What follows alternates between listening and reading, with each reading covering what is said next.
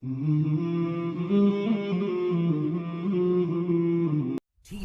Conference 2016 Prophecies. The reality is, my brothers and sisters, I know today there is a huge debate about music. I want to mention again, we spoke about logic a little bit earlier. We know from a religious perspective, the ruling. Let's speak about from a logical perspective. Wallahi, now I have done my own little research with non-Muslims. And I have asked religious non-Muslims, I'm talking of Christians and Jews and Hindus, etc., naming top pop stars from the music industry. Would you allow your children to listen to this person? Never. Would you allow them this? Never. Would you allow them that? Never. Why? It's dirty, it's immoral, it's filthy, it's degrading, and it's unacceptable. Not in my home. But you're a Christian, I know, not allowed. But you're a Jew, not allowed in my home. But you're a Hindu, never, not with my children. Why? Because the industry is dirty. That's what it is. So people argue, no, there is maybe perhaps, I do agree. Perhaps the duf is permissible within certain limits. Within certain limits. Perhaps if you are singing an Islamic song with beautiful meanings, perhaps within limits, there is a certain permissibility. But here I'm speaking of the musical instruments and the music industry, whereby people start shaking. I don't even know what. It comes naturally. They say it's natural. It's not natural. It's shaitan's way of controlling you.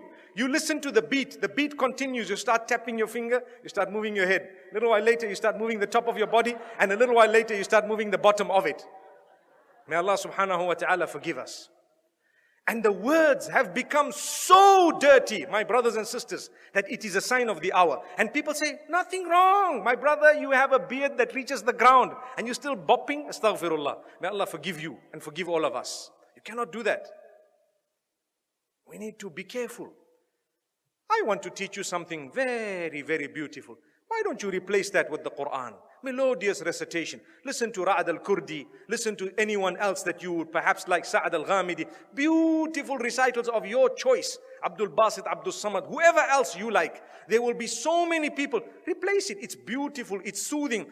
Go onto YouTube and check how the non-Muslims reacted to a survey or a little test, an experiment that was done where they were told to listen to this Qur'an without knowing it's the Qur'an and comment about it. Wallahi, now in Europe, the test was done recently and a lot of them say, it's so calm, it's so cool, it's so soothing. I feel spiritual. Go and listen to the answers. It's there live for everyone to see. And we Muslims who have the Qur'an, we are not achieving any soothing, no comfort, no nothing from this. How and why? Surely you can replace it. I would rather be resurrected and arrive in the presence of Allah subhanahu wa ta'ala, having known as a person who gave up dirty music for the words of yours, O Allah. I didn't want to listen to all of this. I gave it up. I know there was a debate about halal, haram. I do know the majority of the scholars said it's not permissible. I do know some of them said, okay, within a certain scope it's okay. But remember, those who say within a certain scope it's okay, none of them say that the musical industry of today is permissible. Not even one of them. Remember that. I would rather come in front of Allah and be resurrected as a person who just substituted all of this for the Qur'an. Allahu Akbar. Donate now. Go to thedailyreminder.org/donate.